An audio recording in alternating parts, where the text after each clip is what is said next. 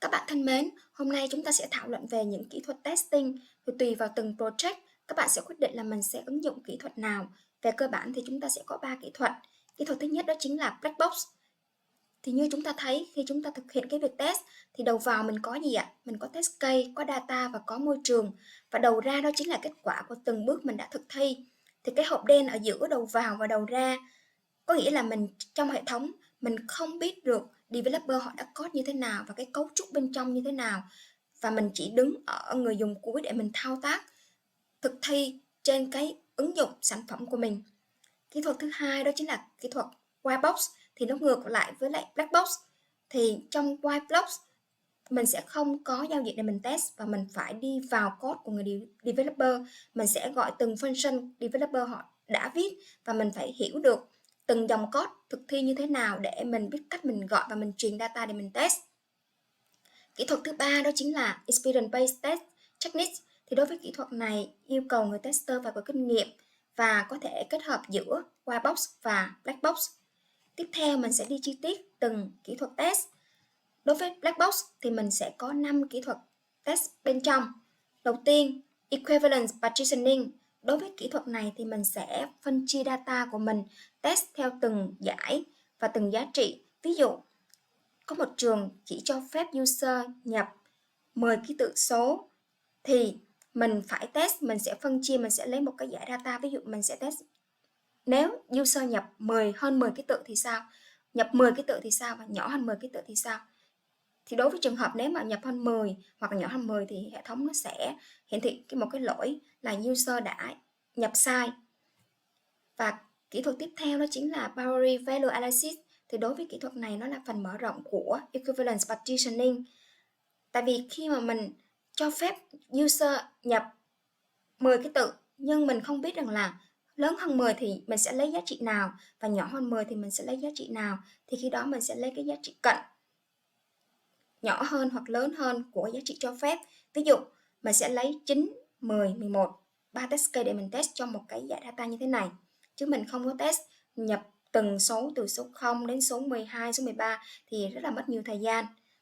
Và kỹ thuật tiếp theo đó ra chính là Decision Table Testing. Đối với kỹ thuật này thường là ứng dụng cho những cái function mà nó kết hợp rất là nhiều dữ liệu khác nhau, và mình phải tạo một cái Decision Table để mình list tất cả những case và có thể dễ hình dung ra được. Ví dụ trong một cái hệ thống có một cái chức năng gọi là xóa user, và trong hệ thống đó có rất là nhiều loại user khác nhau, ví dụ như là admin, technical user, normal user. Thì đối với normal user thì họ không có quyền chức năng để mà xóa user, thì khi đó mình cũng phải list tất cả, create một cái table như thế này để mình list tất cả những cái chức năng tương ứng đối với từng loại user, là chức năng đó có được apply, có được ứng dụng cho cái loại user đó hay không, và mình test và mình input kết quả vô cái table này. Cái kỹ thuật tiếp theo đó chính là State Transition Testing. Thì đối với kỹ thuật này thường là mình sẽ test những cái luồng, một cái function mà có cái luồng rất là dài, và mỗi một cái luồng như vậy nó sẽ hiển thị những cái trạng thái khác nhau. Ví dụ mình muốn test một cái chức năng rút tiền, thì đối với trường hợp rút tiền mình sẽ có một cái case, ví dụ như là trong tài khoản hiện tại của mình có 1 triệu và bây giờ mình rút 1 triệu. Sau khi rút thành công lần đầu tiên và lần thứ hai rút thêm một lần nữa, nhưng hệ thống sẽ không chấp nhận bởi vì số tiền trong tài khoản bạn không đủ để rút. Đó là một cái case điển hình. Và cái kỹ thuật cuối cùng đó chính là use case testing. Thì đối với use case đó chính là những cái test case mà mình sẽ hiển thị những cái hành vi, những cái action, những cái hành động trên cái function đó. Ví dụ trong một cái trang quản lý user có 3 chức năng tạo mới, cập nhật và xóa, thì mình cũng phải tạo 3 cái test case, 3 cái use case cho cái chức năng này. Đó là những kỹ thuật test của black box. Tiếp theo đối với white box thì đối với những cái ứng dụng web thì đa phần là các bạn developer sẽ thực hiện cái việc unit test để test cái chức năng của mình. Nhưng đối với những cái domain khác, ví dụ như là những cái phần mềm trên thiết bị nhúng, thì mình sẽ không có giao diện để mình test tất cả những cái function của một cái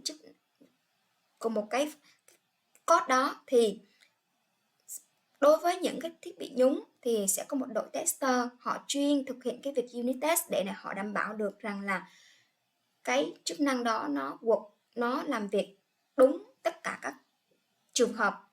Và đối với whitebox thì mình sẽ có 3 kỹ thuật. Thứ nhất là statement coverage. Thì đối với statement coverage, đây là một cái luồng đơn giản và nó chỉ là một cái statement và nó không có những cái điều kiện khác tác động vào. Thì đây là một cái kỹ thuật đơn giản nhất.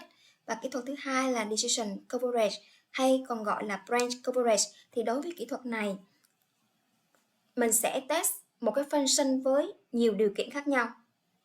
Đó thì mình phải gọi cái function đó và mình sẽ truyền data dựa theo cái decision, dựa theo cái điều kiện này để mình test.